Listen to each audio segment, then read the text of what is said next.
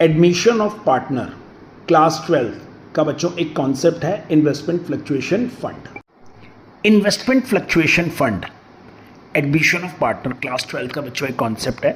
जैसे ए और बी दो पार्टनर हैं, उनकी रेशियो दी हुई है 1:1, सी एडमिट और टेक 1/5 शेयर।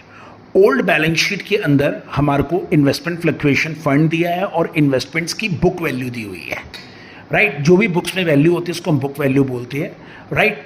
अब कोई भी इन्वेस्टमेंट्स की वैल्यू में फ्लक्चुएशंस आएगा तो हम इन्वेस्टमेंट फ्लक्चुएशन फंड से उसको कवर करेंगे। पहले केस में हमें बोला गया है कि कोई भी इंफॉर्मेशन नहीं है, मतलब कोई भी मार्केट वैल्यू में चेंज नहीं आया, अपना बुक वैल्यू और मार्केट में कोई चेंज नहीं है। तो इसका मतलब जो भी हमारे पास फंड था पुरानी बैलेंस शीट में, तो वो ए और बी के अकाउंट में हम ओल्ड रेशियो में ट्रांसफर कर देंगे, क्योंकि ओल्ड बैलेंस शीट की कोई भी चीज़ होती है वो ओल्ड पार्टनर्स के अकाउंट में ही जाती है और ओल्ड रेशियो में ही जाती है। अगर मार्केट वैल्यू इन्वेस्टमेंट्स की 2 लाख हो गई, बुक में भी 2 लाख वैल्यू थी, मार्केट वैल्यू में 2 लाख, तो कोई चेंज नहीं आया। फिर मेरे फंड में जितना पैसा 60,000 का बढ़ा हुआ है वो मैं ए और बी के अकाउंट में ट्रांसफर करके ओल्ड रेशियो में इनके अकाउंट में दे दूंगा, ओल्ड रेशियो में ही, राइट। तीसरे केस में कहता है if market value of investment की 1,80,000 हो गई, बुक वैल्यू थी 2 लाख, मार्केट वैल्यू हुई 1,80,000, 20,000 का लॉस हो गया।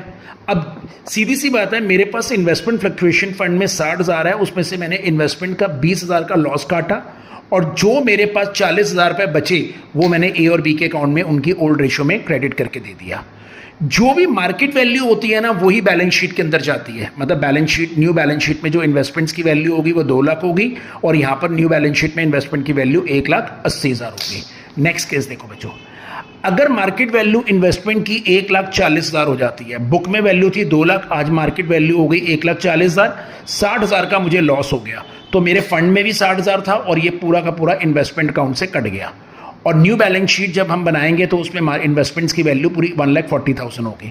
अगर मार्केट वैल्यू इन्वेस्टमेंट की 1,35,000 हो गई, 2 लाख बुक वैल्यू थी और मार्केट वैल्यू 1,35,000 हुई, तो 65,000 का लॉस हो गया।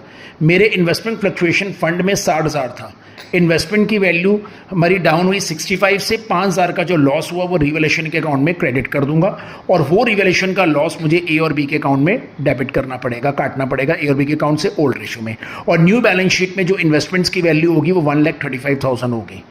अगर मार्केट वैल्यू इन्वेस्टमेंट्स की हो गई है 2,08,000, बुक वैल्यू थी 2 लाख और मार्केट वैल्यू बढ़ गई, एक तो फंड का सारा 60,000 रुपये ए और बी के अकाउंट में ट्रांसफर कर दूंगा उनकी ओल्ड रेशियो में।